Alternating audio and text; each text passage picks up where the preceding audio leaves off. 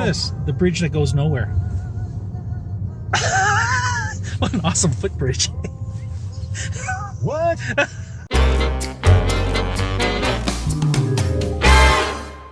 Welcome back, gentle friends, and thanks as always for joining us for another episode of the Auto Section from wozeroff.com. Now this week we've got a real luxury car here, and I have to admit I've got a nostalgic love for the Lexus ES, as it's one of the first vehicle launches I ever attended was for this gap-bridging sedan way back in the rosy-colored days of yesteryear. Yeah, we squeezed our oil straight out of live dinosaurs with our bare hands back then, if I recall correctly, and it was a simpler time, unencumbered with the level of gadgetry and electronic user interfaces of today. I think the year was about 2001. Now, it was also the first time I'd seen a Lexus up close, or any luxury automobile for that matter, and I liked it then and I like the vehicle to this day, give or take a few minor points. It's been renewed and revised from stem to stern. Lexus's entry-level luxury sedan rolled out its 7th generation on a new platform, wrapped in good looks and incremental improvements inside and out. Now, the ES still looks familiar in 2019 overall, with the familiar and polarizing spindle grille now dominating the front of the car's presentation of smooth lines and curbside appeal.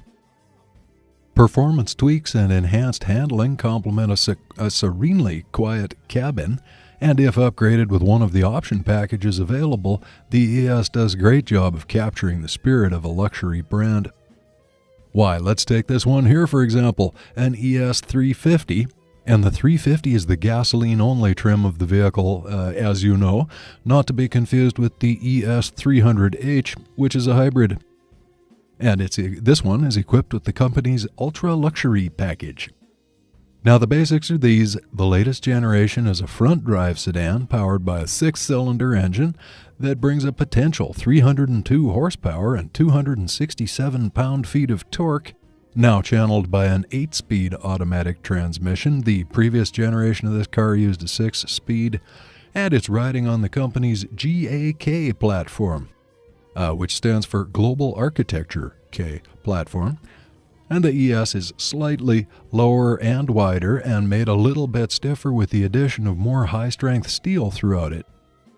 Now our test car here, wrapped in a paint job called Nightfall Mica, showed off the exterior changes the new platform ushers in. Slimmed down headlamps and more angling of the A and C pillars enhance the car's low and sleek appeal.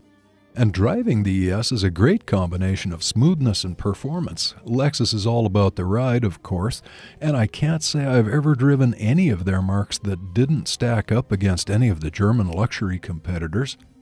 But the 2019 model ups the ante with a revised suspension, both front and rear. It handles deftly with the suspension and overall rigidity contributing to a maneuverable and responsive experience on the roads and in the curves, and improved power steering setup. Lexus says that the changes to the steering have also allowed more adjustability of the tilt and telescope steering wheel, which is a good thing. Have you ever been in a car where it didn't telescope far enough and you couldn't really get comfortable behind the wheel? Anyway, while we're on the subject, check out the wheel. Strongly reminiscent of the steering in Lexus's LC Halo Coupe, as is the cluster with the protruding machined knobs for the drive mode selector.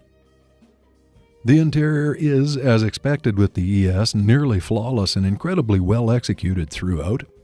A two-tone treatment of the leather upholstery in this test car is called Chateau, and it's genuinely pleasant to look at, and the seat comfort is extremely good, especially the front row. And rear seat passengers also get some additional room as part of the GAK platform. Now you put it all inside a magnificently quiet cabin and top it off with a Mark Levinson premium audio system resonating from 17 speakers, part of the aforementioned ultra-luxury package, and the ES stands out as it is intended to. It's an introduction to the brand. Overall, it isn't hard to like almost everything about the car, and really my big complaint is I don't like the touchpad interface. I don't know if I like the touchpad any less than any previous version of the company's remote touch system, But I don't like it anymore either. I find it fiddly and imprecise, and I don't like using it.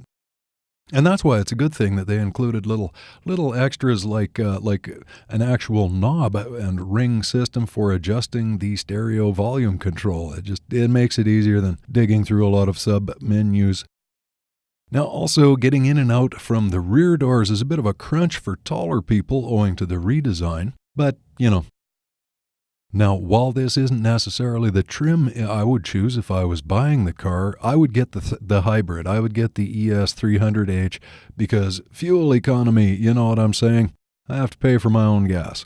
But my test car made a solid case for itself.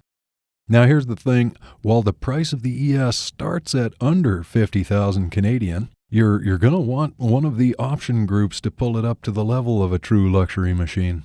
And the option group on this one added a little over $10,000 to the price, the ultra luxury package, which we're seeing here, which added everything I want in my entry-level luxury sedan, pushed that up to an as-driven price for this test car of $61,701 Canadian, including freight and taxes. So there you have it. Thanks as always for joining us, and I look forward to speaking to you again real soon. Bye-bye. Sure enough. Is that a crack on the windshield? Yeah.